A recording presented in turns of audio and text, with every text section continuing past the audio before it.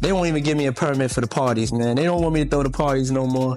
But we ain't gonna stop. We gonna keep on having fun, bringing people together from all walks of life. You're gonna hear about my parties. They're gonna be shutting them down. They're gonna probably be arresting me. To see how this explosion unfolded, we must start at the beginning. Papoose and Remy Ma were known as hip-hop's solid power couple. Through 6 years behind bars, career highs, and family life, they stood together. Yet even the strongest bonds can fray. During a rough patch, whispers of Remy stepping out began to float around. When they briefly split, everyone wondered what happened. Into this storm stepped Claressa Shields, the undefeated boxing champion famous for her direct, no-nonsense style. She and Papoose struck up a friendship as he recovered from his breakup. At first, it looked like genuine support, Claressa helping him navigate personal turmoil. But soon rumors spread that their bond had turned romantic.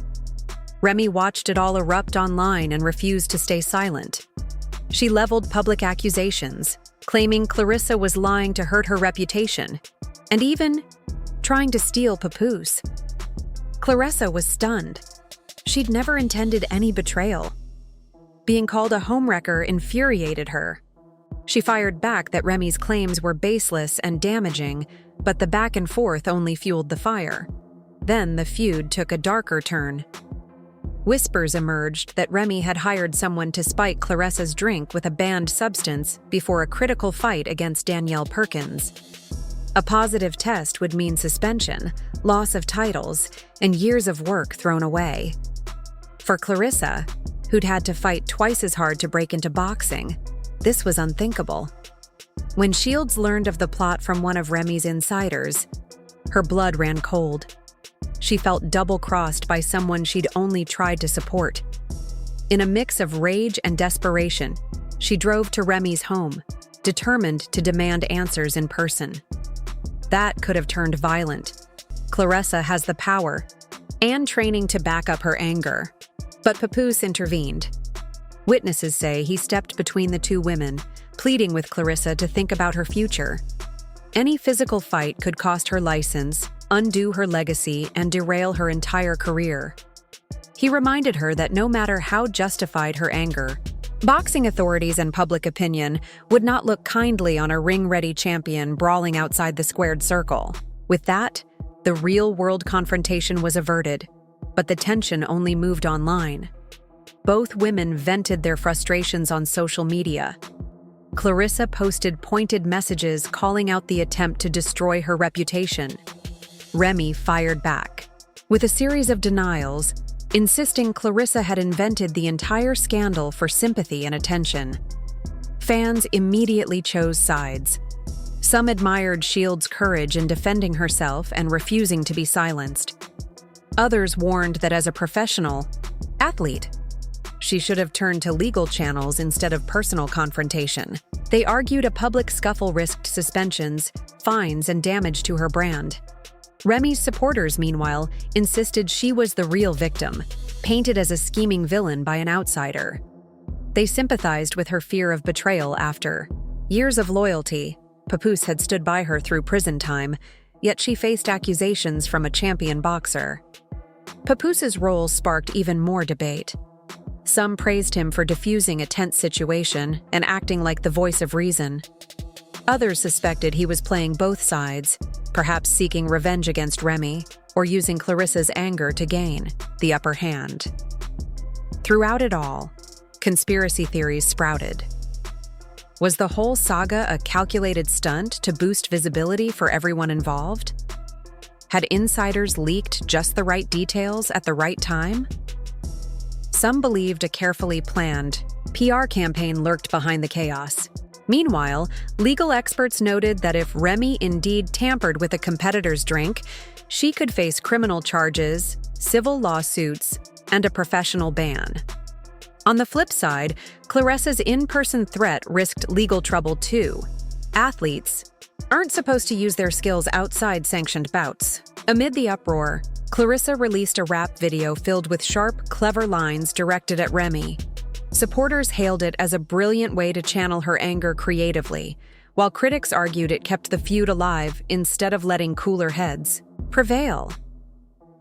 As the dust settled, everyone faced new questions. Who really initiated the sabotage? Was Remy's claim of betrayal truthful or a desperate lie? Should Clarissa pursue legal action or move on? Where does Papoose' loyalty now lie? And what does this entire episode say about how personal conflicts can spiral into career-threatening scandals when spotlighted by social media? For Clarissa, the path forward is clear but challenging. She must rebuild trust in her sport, focus on training, and perhaps distance herself from personal drama. Her reputation as a world champion depends on her next moves in and out of the ring. Remy, too, must consider how to restore her image. If the allegations are false, she needs a clear statement of facts, and perhaps a willingness to accept consequences, if she's in the wrong. Her future in music and reality TV may hinge on how she handles fallout. And Papoose, caught in the crossfire, faces the hardest choice of all. Does he stand by Remy, stand with Clarissa, or walk away entirely? His next step could define his own legacy. This saga shows how quickly a private dispute can become a public crisis. Boundaries blur when personal feelings collide with professional stakes under the unforgiving glare of social media. At the end of the day, only time will tell whether these three can find peace, or whether this explosive chapter will leave permanent scars on all their lives. Just before the court session began, everything changed in an instant. News outlets picked it up, social media lit up, fans swarmed the comments, and celebrities watched in stunned silence. Inside the packed courtroom, the mood shifted from tense to electric. Diddy arrived that morning, appearing calm and collected. He sat at the defense table, scrolling through his phone. Then, boom, he saw Justin Bieber's message.